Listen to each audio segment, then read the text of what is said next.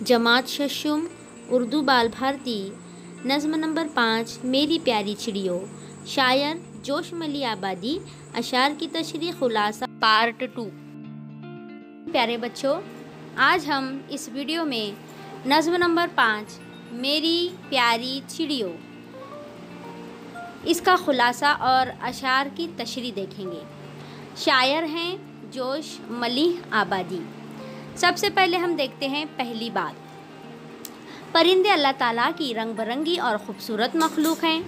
परिंदों के दिल फरेब रंग, उनकी खुश इल्हानी और दिल को लुभाने वाली हरकतें इंसान को महजूज करती हैं।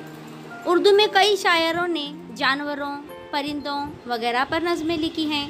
इस्माइल मिर्ठी की नज़्म एक जुगनू और बच्चा और अल्लामा इकबाल की नज़्म एक गाय और बकरी बहुत मशहूर हैं। तो देखिए बच्चों, अल्लाह ताला की बहुत सारी मखलूक़ात हैं, उसमें से एक मखलूक है परिंदे। परिंदे अल्लाह ताला की कैसी मखलूक है पता है आपको? बड़ी ही रंग बिरंगी और ख़ूबसूरत मखलूक हैं।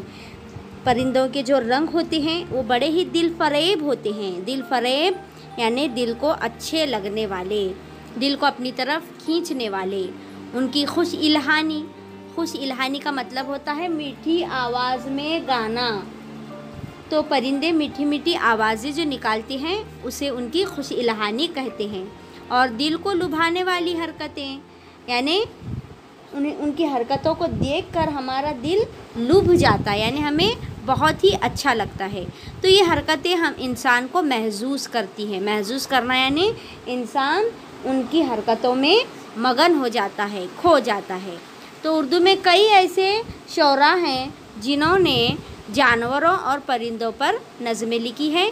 तो बच्चों के शायर हैं इस्माइल मिर्ठी, उनकी नज़्म है एक जुगनू और बच्चा। उसी तरह से अल्लामा इकबाल की नज़्म क्या है? एक गाय और बकरी, जो बहुत ही मशहूर है।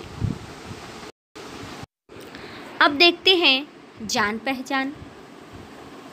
जोशमली आबादी 5 दिसंबर सना 1898 को पैदा हुए। उनका पूरा नाम शब्बीर हसन ख़ान था। उनकी इब्तिदाई तालीम घर ही पर हुई।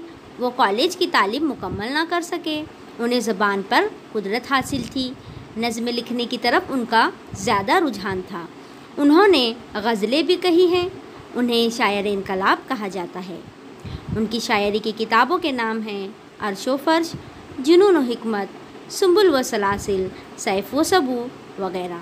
यादों की बारात उनकी सवाने उम्री है। जोश का इंतकाल 22 फरवरी सना 1982 को हुआ।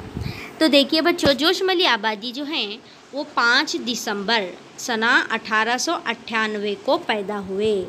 उनका पूरा नाम था शब्बीर हसन ख़ान। उनकी इब्तिदाई तालीम घर ही पर हुई थी, क्योंकि पहले जो तालीम दी जाती थी बच्चों को घर पर ही तालीम दी जाती थी। इब्तिदाई तालीम घर पर ही मुकम्मल करवा ली जाती थी।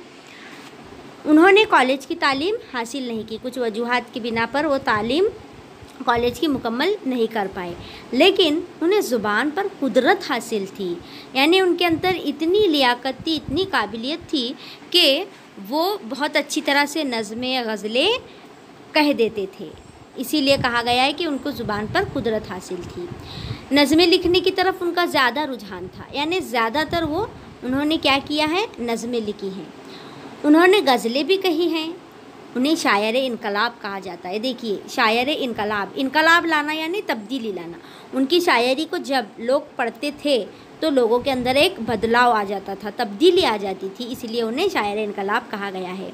उनकी शायरी की किताबों के नाम हैं क्या क्या है? देखिए, अर्श व फर्श, जुनून व हिकमत, सुंबुल व सलासिल, सैफ व सबू। ये उनकी शायरी की किताबों के नाम हैं।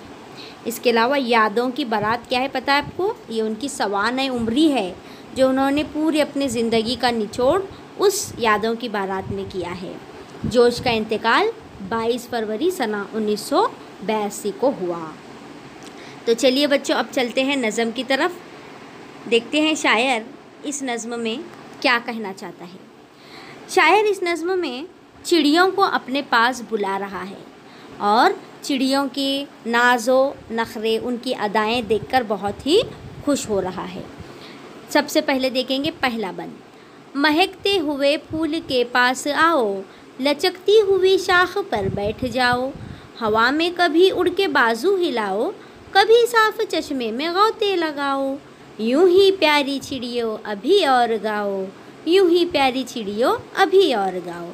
देखिए बच्चों, शायर जो है चिड़ियों को महकते हुए फूलों के पास बुला रहा है। महकते हुए फूल यानी खुशबू, जिनसे खुशबू आती हो, खुशबू लुटाते हुए फूल। उसके अलावा लचकती हुई शाखों पर क्या करने के लिए कह रहा है? बैठने के लिए कह रहा है। और उसी तरह से हवा में अपने बाजुओं को हिलाकर उड़ने के लिए कह रहा है, या कह रहा है कि कभी उड़ते हुए नीचे चश्मे की तरफ, जो पानी का बहता हुआ चश्मा होता है, झरना होता है, उसमें गौते लगाने के लिए कह रहा है। और इसी तरह से चिड़ियों को प्यारे प्यारे गीत गाने के लिए कह रहा है, यानी चिड़ियों की चहचहाने को, चिड़ियों की आवाज़ें निकालने को शायर ने कहा है चिड़ियों का गाना। तो इसी तरह चिड़ियों को गाते रहो, ऐसे बता रहा है। दूसरा बंद देखेंगे। फुदक कर इधर से उधर दौड़ जाओ, चहक कर उधर से इधर पर हिलाओ, चमक कर कभी शाख पर चहचहाओ, उछल कर कभी नहर पर गुनगुनाओ, यूं ही प्यारी चिड़ियों अभी और गाओ, यूं ही प्यारी चिड़ियों अभी और गाओ। अब शायर क्या कह रहा है देखिए। फुदक कर यानी उछल कर, जंप लगाकर क्या करो? इधर से उधर दौड़ जाओ, यानी दौड़ते रहो। और कभी कभी चहक कर, अपनी आवाज़ें निकाल कर इधर से उधर क्या करो? अपने परों को हिलाओ, यानी उधर आओ इधर जाओ। किस तरह से? चहक कर अपने परों को हिलाते हुए। और कभी कभी चमकते हुए क्या करो? शाख पर बैठकर चहचहाओ। चहचहाना है यानी मीठे मीठे गीत गाना। उछल कर कभी नहर पर गुनगुनाओ, या कभी उछल कर नहर के पास आओ और वहाँ पर क्या करो? गुनगुनाओ, चहचहाओ, गुनगुनाओ। इसका मतलब क्या? चिड़ियों की जो आवाज़ें निकालने का अंदाज़ होता है ना, उसे ही शायर ने उन्हें चहचहाने के लिए, गुनगुनाने के लिए कह रहा है। तो इसी तरह से शायर चिड़ियों को और गाने के लिए कह रहा है। नज़्म का आगे का खुलासा हम अगले वीडियो में पढ़ेंगे। तब तक के लिए हम लेते हैं आपसे विदा। अल्लाह हाफिज़। Nuzhat Tanveer Ahmed, Bagalkot, assistant teacher, Maharashtra Urdu high school, Kadwai, ज़िला रत्नागिरी।